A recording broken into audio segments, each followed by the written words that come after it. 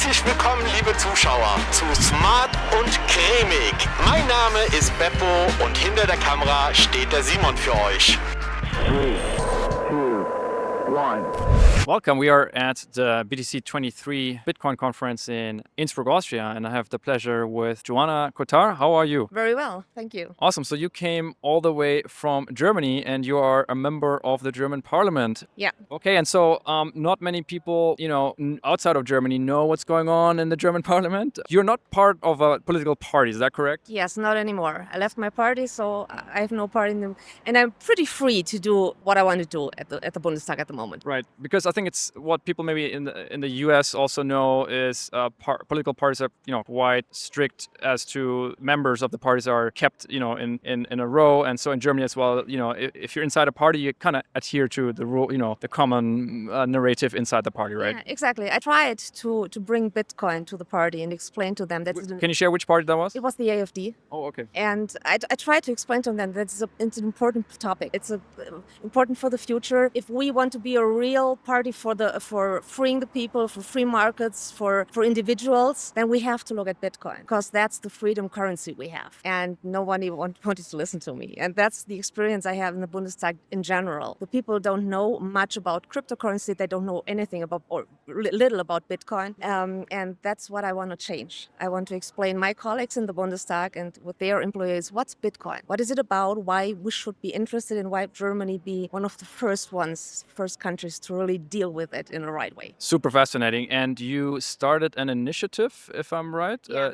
Bitcoin in Bundestag, right, which Exactly. is the parliament. Yeah, we have a website going on because in Bundestag we have articles from people who know Bitcoin, who wrote that from here, and we're planning some events in the Bundestag so that people can come to us, explain my colleagues what Bitcoin is about, for what we can use Bitcoin, for example, the energy topic. A lot of people don't know that we can use that in our energy problems we have right now in Germany, because we have this government who put us in this situation that we don't have enough energy anymore. And to use Bitcoin for that, to use Bitcoin mining for that, they don't know anything about it. Or how is Bitcoin used in other countries? How is Bitcoin used in development, in developed countries, in third world countries? Or how is Bitcoin used in groups who fight against their government? What about Navalny or Assange or some? They all use Bitcoin. And most of the people, or most of my colleagues in the German parliament, don't know that. And we want to change that. Absolutely. If we look to the US, there are a number of policy groups, think tanks that are advancing Bitcoin education in the political realm, right? So there's, I think Satoshi Action Fund, right, and policy institutes, and there's a number of people really actively pushing this. I think also in the US, it's more common that the private sector, especially if it's new technology, they're really actively pursuing educational, programs. So do you have any sympathy or support inside the parliament from anyone? Not at the moment. I think it's changing slowly because we asked the Bitcoin community to join us in our fight to bring Bitcoin to the Bundestag. So if the people start calling their member of the parliament and say, hey, Bitcoin is a topic. Bitcoin is important. What do you know about Bitcoin? What are you doing in the parliament to support Bitcoin? Then the politicians start to think about it. And that's the way how we can do it in Germany. And in Germany, we have a huge Bitcoin community. So they have an influence. They just have to start pushing the politicians, because if they see, okay, these are my voters, I have to act now, they will do it. Right, absolutely. I mean, in the private sector, Bitcoin is very successful in Germany already, right? So we have a lot of very smart entrepreneurs that are, focusing on it. So I think, though, do you see this as a hindrance or, say, problem that a lot of Bitcoiners, they don't care much about politics anymore, right? They have kind of given up to change something through politics. Is that something you see as well? Yeah, and I can understand them, because I also say I want as less government or as little government as possible. Just let the people be. So I can understand why the people say, I'm not interested anymore. Do what you want to do, but leave me alone. But that's the wrong choice to make, because the government makes the rules. And the government can make it pretty hard for people to use Bitcoin. And if we don't get active and start and push the politics in the right direction and explain to them what it is about, they have to learn about Bitcoin. Then they can make the right decisions. And if we don't do that, they will make the wrong decisions and will suffer. So we need to talk to them, and we need to take politics into account and say, yeah, we're going to talk to the politicians. If not, going into politics yourself. That's why I went to politics, because I said we need more freedom in this country. And that's what I want to achieve. And that's what brought me to the Bundestag. If more people would think like that, maybe it would be different in Germany, right? Yeah, very interesting. Obviously, this can go very deeply on a philosophical level, because Bitcoiners, they like this credo of rules but no rulers, right? So I think that's the discrepancy here. But let me ask you one more question. What is you mentioned the law, right? And you know, the government has the authority. And so what would be the process? So for people who who are not familiar much with the German political system, so in Germany, the members of the parliament, people like you, they would discuss proposals and vote on them, and but then they still need another instance to pass them as law. No, we just need the Bundestag. Because there's also the Bundesrat. Is that another instance?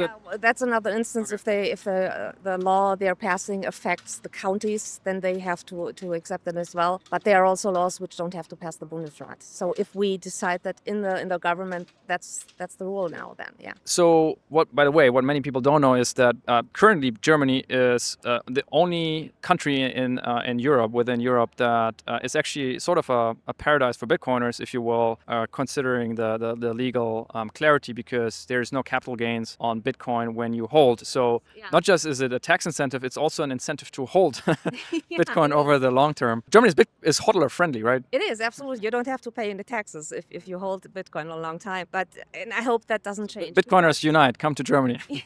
But this is something we have to fight for, that we keep it. Because when I talk to my colleagues, they talk about maybe don't mention it. How can we regulate it? Some people are thinking about, if it gets dangerous for politics and for the ECB, can we just forbid it? Can we just say, okay, it's fine, we don't use it anymore, you're not allowed to use it anymore? And so we have to explain them what the benefits are from Bitcoin, so that they don't have the wrong decisions for that. So you seem to have done quite a bit of homework on Bitcoin, and maybe let me ask you this: what do you see as sort of a big benefit if Bitcoin were to become adopted in Germany? What could be benefits of the people in Germany? Well, the government doesn't have that much influence on them anymore. It's the privacy thing. It's a freedom currency, like I said. Nobody can track you what you're spending your money on. And when we see how much money they're pumping in the system now to just save what they can't save anymore, it's crazy how much money they print right now. And that would come to an end as well if we can adopt Bitcoin. And a lot of political decisions which were made in the past, like saving the euro, and it wouldn't be that easy anymore if you had the Bitcoin. So I see that there's a huge chance for freedom fighters to say that that's the way we have to go. Compared to the CBDC, the digital euro, when that comes, that's total surveillance. That's the danger.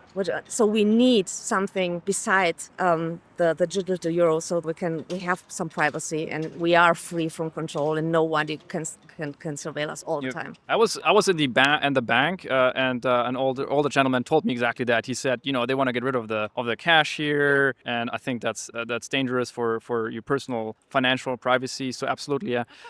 If you go back to the COVID situation, if they say, okay, you're not allowed to leave your house, or you can only go and buy groceries within 500 meters. When you go 550 meters, they can say, okay, you can't pay with digital euro anymore. Or if they say you have a carbon dioxide account and you already booked the flight, you're not allowed to book another flight because that's not environmental friendly. So they can control you and your actions, and they can control your whole life. And people need to know that, because I'm pretty sure if they start the digital euro, they say, you know what, if you use it, you get 10 or 20% off for things you buy, and people will start buying it. People will start using it, and that's a danger, and people need to know about it. Yeah, absolutely. I mean, obviously, you could argue, well, there will be checks and balances, there will be systems, they won't have total control, right? But I mean, they're open about it, right? So I think the Bank of National Settlement, Mr. Clement, I mean, they're open about it, right? They say, well, this will grant absolute control to the central bank. Even if they promise and say, no, we won't do that. It will be no. Everybody has control over their own data.